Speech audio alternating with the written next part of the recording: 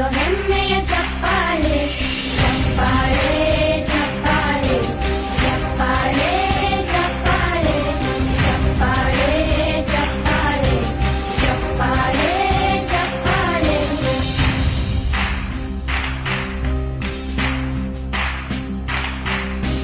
ಕನ್ನಂಬಾಡಿಯ ಕಟ್ಟಿಸಿದ ಭಾರತ ರತ್ನಕ್ಕೆ ಚಪ್ಪಾಳೆ ಕನ್ನಡ ಡಿಂಡಿಮ ಬಾರಿಸಿದ ಕವಿಗಳೇ ನಿಮಗಿದ ಚಪ್ಪಾಳೆ ದೇಶವ ಕಾಯುವ